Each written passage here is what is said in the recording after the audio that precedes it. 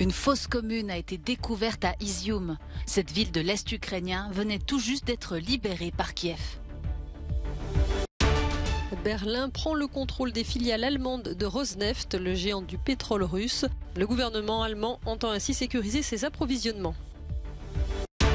La Commission européenne présente des propositions pour renforcer la liberté de la presse et assurer le pluralisme des médias dans les États membres. Des croix à perte de vue dans la forêt d'Izium. C'est dans cette ville stratégique de l'Est ukrainien, libérée il y a quelques jours par les forces de Kiev, que les autorités ont découvert jeudi soir des centaines de corps enterrés dans des fosses. Un charnier aux circonstances encore inconnues. Une enquête est en cours et devrait vite apporter les premières informations. Nous voulons que le monde sache ce qui se passe réellement et à quoi l'occupation russe conduit. Boutcha, Mariupol et maintenant malheureusement Izium. La Russie laisse des morts partout derrière elle et doit en être responsable. Le monde doit tenir la Russie pour responsable de cette guerre. Nous ferons tout pour cela. La police régionale annonce avoir découvert plus de 450 tombes. Certaines fosses contiendraient jusqu'à 25 dépouilles. Le Haut-Commissariat aux droits de l'homme de l'ONU souhaite envoyer sous peu une équipe sur place pour vérifier ces allégations. Au deuxième et dernier jour du sommet de l'Organisation de coopération de Shanghai qui se tient à Samarcande en Ouzbékistan, Vladimir Poutine a cherché à rallier les nations amies contre les sanctions occidentales imposées à la Russie suite à l'invasion de l'Ukraine. Le président russe a exhorté les délégués à soutenir les efforts de Moscou pour résister face aux sanctions. Notre politique est dépourvue de tout égoïsme. Nous espérons que les autres participants à la coopération économique construiront leur politique sur les mêmes principes et qu'ils cesseront d'utiliser les outils du protectionnisme, des sanctions illégales et de l'égoïsme économique à leurs propres fins. Ce sommet au cours duquel Xi Jinping et Vladimir Poutine se sont rencontrés pour la première fois depuis le début de l'invasion russe en Ukraine aura permis à Moscou et Pékin d'afficher leur solidarité face aux Occidentaux. Pékin n'a ni appuyé ni critiqué publiquement l'invasion russe, mais a exprimé plusieurs fois son soutien à la Russie face aux sanctions occidentales. Pour sécuriser son approvisionnement en pétrole, l'Allemagne met sous tutelle les activités du géant pétrolier russe Rosneft sur son sol. Berlin prend ainsi le contrôle de la raffinerie PCK à Schwyz, dans l'est du pays. Cette raffinerie approvisionne en carburant la capitale allemande, son aéroport et toute la région alentour. Il est important que nous fassions maintenant tout pour que l'approvisionnement énergétique de l'Allemagne soit assuré. Et cela vaut aussi pour le traitement du pétrole brut. La raffinerie de Schwyz sera sécurisée par cette décision.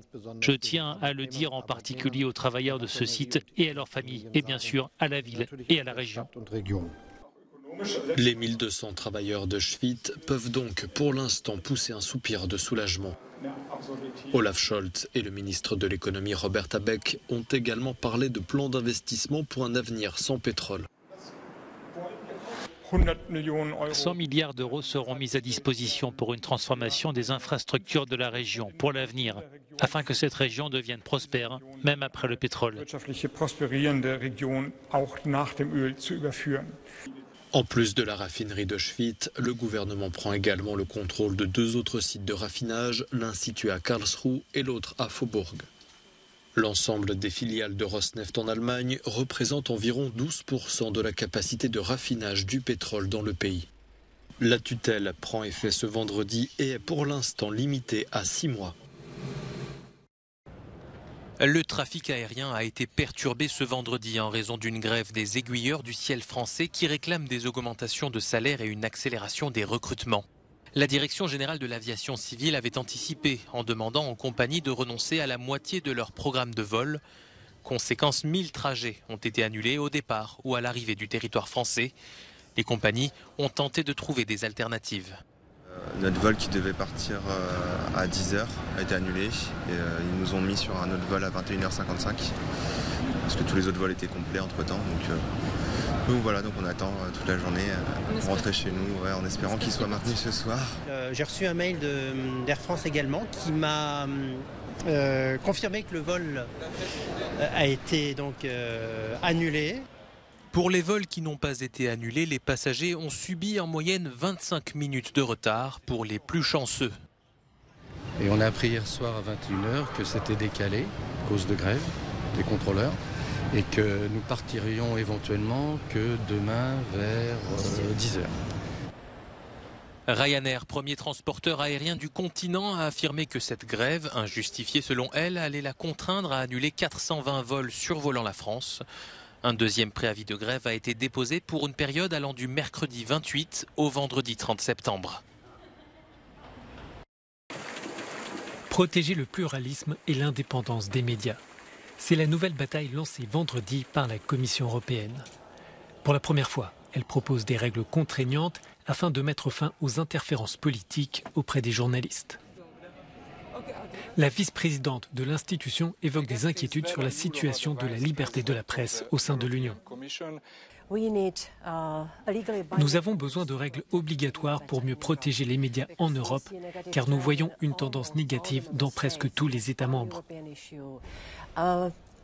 Nous avons un problème pan-européen de pression politique sur la détresse économique des médias. Nous voyons de nombreux problèmes dans les médias publics. Il n'y a pas assez de transparence sur les propriétaires des médias et la publicité financée par l'argent public. La proposition suggère la mise en place de garde-fous pour assurer l'indépendance des rédactions publiques vis-à-vis des gouvernements. Elle souligne aussi que les logiciels d'espionnage ne peuvent être employés que sous le contrôle de la justice. La Commission veut limiter les conglomérats médiatiques afin d'assurer plus de transparence en matière de propriété des organes de presse. Pour protéger les rédacteurs, protéger les rédactions, protéger les journalistes, relever évidemment tout conflit d'intérêts, être aussi transparent sur ceux qui possèdent les médias. Pourquoi, du reste, veulent-ils posséder ces médias? Qui sont-ils et qu'en font-ils? Cette transparence, elle est absolument indispensable parce que, je le répète, l'information n'est pas un bien comme les autres. Selon Reporters sans frontières, certains gouvernements ont intensifié leur législation à l'encontre des journalistes, comme en Slovénie, en Pologne, en Hongrie ou encore en Grèce. Plusieurs États membres ont connu des assassinats de journalistes aux Pays-Bas, en Grèce, en Slovaquie et à Malte. Le texte pourrait provoquer une forte opposition des capitales lors des discussions. Des éditeurs européens évoquent déjà une menace pour la presse. 2 policiers ont été blessés à Londres ce vendredi après avoir été poignardés au couteau. La police londonienne, qui a annoncé qu'un homme avec un couteau a été arrêté, a également précisé que cette attaque, survenue dans le quartier de Leicester Square, n'est pas traitée comme étant liée au terrorisme. Qualifiée d'épouvantable par le maire de la capitale britannique, cette agression intervient au moment où un gigantesque dispositif de sécurité est déployé à Londres en amont des funérailles de la reine. Le Festival international du film de San Sebastian débute ce vendredi. Un événement de classe mondiale comme Cannes, Venise ou Berlin qui présente chaque année le meilleur du cinéma international et plus particulièrement hispanique. Pour cette édition qui se tient jusqu'au 24 septembre, Juliette Binoche recevra le prix Donostia, la plus haute distinction du festival, qui rend hommage à la carrière de l'actrice française. À Paris, le centre Pompidou consacre une grande rétrospective à Gérard Garouste, artiste né en 1946 au parcours riche et inclassable, considéré comme l'un des plus importants peintres français contemporains, adepte d'une figuration sans concession. Aux côtés des 120 peintures majeures, souvent de très grand format, l'exposition Gérard Garouste au centre Pompidou fait place aux installations, sculptures et œuvres graphiques de l'artiste, à voir jusqu'au mois de janvier. Donatello est l'une des figures de la Renaissance italienne. Ses œuvres se distinguent par des innovations techniques et ont révolutionné la pratique artistique de son époque. L'exposition Donatello offre une expérience unique, la rétrospective la plus complète jamais réalisée sur le sculpteur, maître de la Renaissance florentine. 90 œuvres sont exposées. Certaines sculptures majeures n'avaient jamais été réunies, c'est désormais chose faite. À voir à la Gemäldegalerie de Berlin jusqu'en janvier.